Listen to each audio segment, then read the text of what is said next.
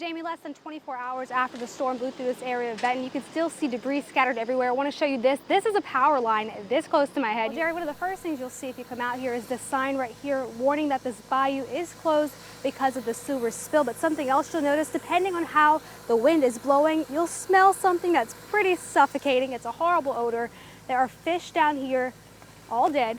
When I was out here earlier, this area was filled up with even more of these fish, but of course they are moving with the current. All of this is because of the sewer leak. This morning, the mayor of Many, Louisiana, wakes up to several charges. After leaving a special meeting, Mayor Ken Freeman was taken away in handcuffs. A district judge signed a warrant for his arrest, charging him with speeding, disobeying a stop sign, and resisting an officer. New charges have been filed against the man accused of killing a Shreveport postal worker.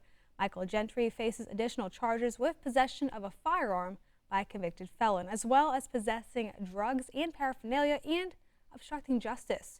Gentry also faces a charge of second-degree murder. Jerry, it's been more than 12 hours since firefighters have been out here on the scene, and as you can see behind me, that cherry picker is still going.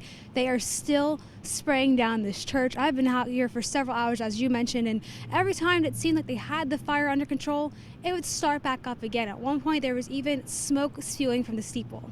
Brenda, they still don't know how it started or where it started. Now, I want to point out how different this scene is compared to 6 o'clock last night. If you remember last night, you could see behind me. Well, now you barely can. It's very dark out here. The smell of smoke is gone, but you can still see some of the rubble that remains. Again, the smoke has cleared out. This morning, a Grambling State University football player is recovering after a trip to New Orleans. Daryl DJ Clark, a senior wide receiver for the Grambling Tigers, was playing basketball with his younger brother in Jefferson Parish when he and his brother were shot. Sheriff's deputies say it happened just before 9:30 Wednesday night. Better quality water is now the norm for people using the DeSoto Parish Waterworks system. 7 months ago, the plant started using the MIAC system, allowing the use of less chemicals. That keeps organics out of the water, and the plant doesn't develop disinfectant byproduct. DeSoto had a history of water discoloration and off taste and smell. KTBS 3 spoke with a plant worker who also uses the system. She says this is the best quality water she's seen in years. I have some good news for drivers. Aaron Buchanan from Louisiana DOTD tells me that I-20, the road you see behind me, could go back to 2 lanes by the end of July or even early August. My photographer is driving me down Jackson Street right now, and I want to show you just how big this hole is because you have to see it to believe it. Here we go, I'll turn around for you. And now this takes up about a block of the street. Imagine if there were 2 cars trying to come down here at the same time. Shreveport fire crews continue to look into what caused a vacant house fire. It happened today after midnight in the 3400 block of Lakeshore Drive. It took more than 13 units to get the fire under control. Right now, the cause is under investigation. No one was injured. Bossier Parish detectives say the teen on your screen is responsible for a string of vehicle burglaries in the northern part of the parish. According to detectives, 18-year-old Mason Belk posted this video on his Snapchat. Brian, it's definitely a cooler morning, but it feels so muggy, you really can't tell we're in the 70s. Oh, just wait till this afternoon. Oh, no. All right, we'll check back in with you in just a bit. Okay. This morning, 52-year-old Jerry Jackson faces life in prison with no possibility of parole and up to 40 years behind bars. A jury found Jackson guilty of manslaughter for the death of his stepson, Kendrick Brown. He was also found guilty of second-degree murder of his stepson's friend, Michael Dillard. And the labeling will be clear as well. On the outside of your bag, you'll find your prescription from your pharmacy. Inside, you'll find your bottle, which has your grower's information and also a barcode. Recently, the City Council debated investigating the fire department, but ultimately, they decided against doing that. Instead, they'd like the mayor to ask the Human Resources Department to create a safe place for those alleging abuse or discrimination while at work. But some are against this. My favorite time of year, you know this, I am from South Louisiana. Mardi Gras is life down there, and we are letting the good times roll up here in North Louisiana as the Walk-Ons Independence Bowl Mardi Gras Preview Parade is happening today. Who dat?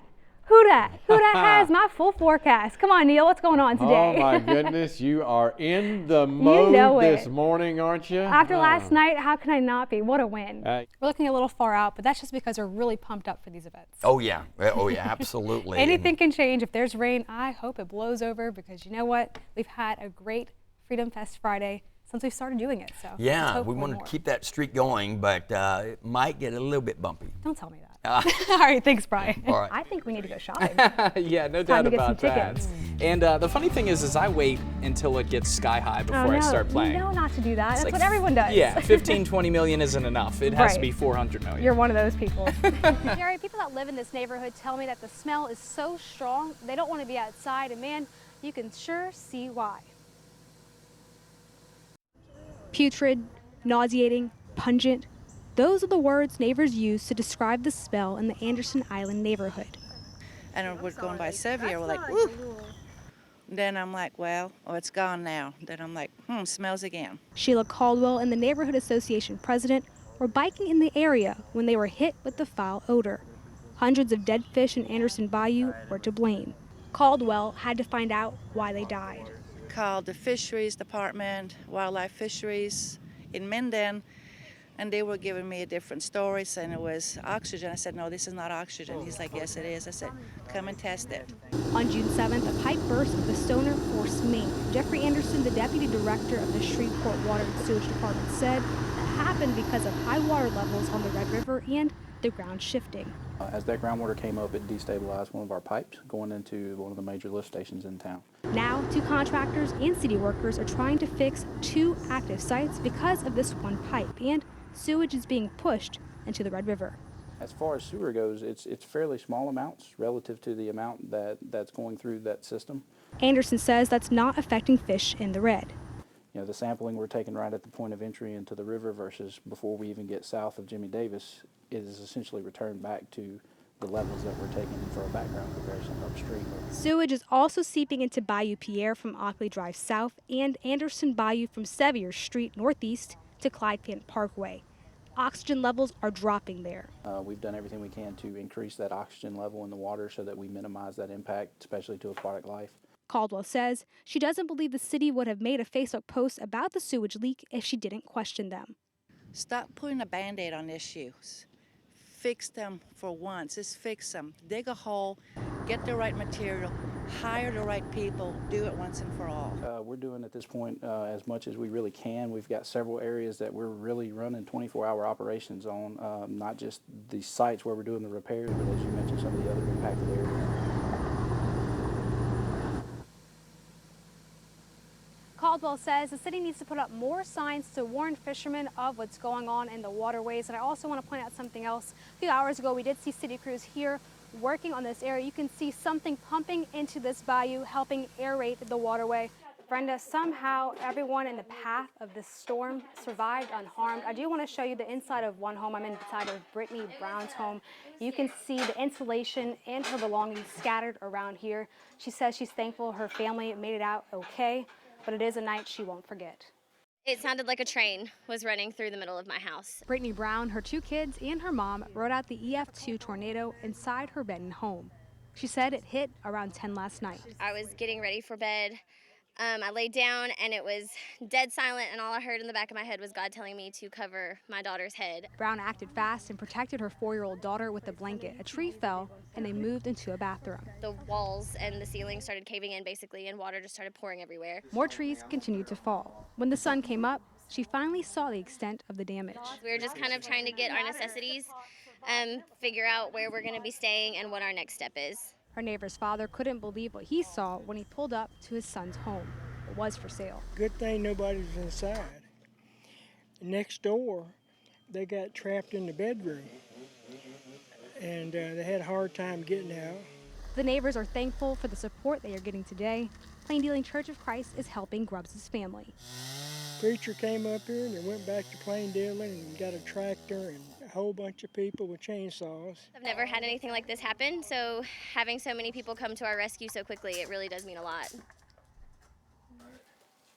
Now, Brown tells me tomorrow would have marked the first anniversary in this home. Guys, I do want to give you a warning. If you have storm damage like this, you need to be careful. The Bossier Parish Sheriff's Office is giving out information like this as tips for natural disaster victims. If you need one of these, all you have to do is call the Sheriff's Office, or you can print this at their website. You definitely want this, especially if you're thinking about getting a contractor to help you out. Live in Benton, Dominique Brogel, KTVS 3 News. Her attitude, in spite of everything, is just remarkable. And Brenda, she's here right now, and she's still in really high spirits. She tells me she had a good meal, and she's ready to get a good shower tonight. Back to you. All right. Thank you, Dominique. Hey there, Brenda. Well, I called, I texted, I even sent pictures of this road to city spokesman Ben Riggs to find out what's all going on here. About 3 hours ago, he got back to me to tell me why there's been delays in the construction here. Antonio Mosley moved to the 3800 block of Jackson Street a few months ago. Since November. A month later, construction started on the street, but recently, workers packed up and haven't come back. The contractors that was out here, they say the city don't want to pay them. So they came the other day, got all their equipment and left. Strip of road that's been pulled up has been there for about a month and a half. And the delay is a result of those environmental factors and then the leaky water main that I just described. Mosley says he's concerned about the safety of his 2 kids. They could get hurt if they fell into the hole. Now let's keep them in the house. They can't come out and play. According to the sign behind me, work on Jackson Street was supposed to wrap up on February 2nd. As you can tell, it's still not complete. They supposed to have been putting pipes or something down. Mosley says drivers have been tearing up his yard trying to get to their homes. Tire tracks from cars trying to get in and out their house. It's just ridiculous. The city says a temporary driveway was put in near his neighbor's house when contractors started digging up the road. I think it was just an oversight by the contractors. Mosley says the city needs to do more than lay a few rocks. Call the mayor or call the engineer of the city. But Mr. Mosley's driveway should be there by lunch tomorrow. In 4 weeks, both the water main and road will be replaced. They need to hurry up and get it done. Children can't even come out and play. Well, across the street from the roadwork, there's also an even larger mess. You can see debris scattered all over the slot. Now, around 4 o'clock, I did see construction crews make their way back out here. If you look a little further behind me, you can see what looks to be an excavator and another truck just pulled up. They're dropping some gravel right over there, trying to extend that driveway over there. So good news for Mr. Mosley. I have Chef Gene and his daughter Taylor here with us, and we are with Wild Thing Custom Meats and Processing. Taylor, what do you have in your hand? I got some buffalo sausage in my hand. This is one of our best sellers. You can get on a stick or on a bun. I'm gonna start munching now. Bye, Jamie. Wait, you know what? That looks a little like too much for one person. If you care to share, I care to volunteer. Okay, now you're just messing with me. I don't know if it's gonna make it back. I'm sorry. Oh man, that would be impressive. All right, thanks, Dominique. Well, I'm gonna try a bite of that if you don't mind. All right, gonna dig on it. And how much does this cost, Nicole? For a 2-scoop cup, it's $5, or a 1 scoop for $3. Wow, that's awesome. Thank you so much, Nicole. Back to you too. Are you bringing us some, Dom? I might. I'll see if Nicole lets me take this whole scoop over to you guys, if she's nice. You might. She might. She might. Well, hey there, Jerry and Brenda. I was trying to surprise you guys. I'm taking my fair coverage to some new heights. Now I'm gonna let my photographer guys show you all what I see up here. I'm not gonna lie, I'm a little scared. We keep rocking. But this is an overview of the State Fair of Louisiana. You can see all the rides lighting up this area.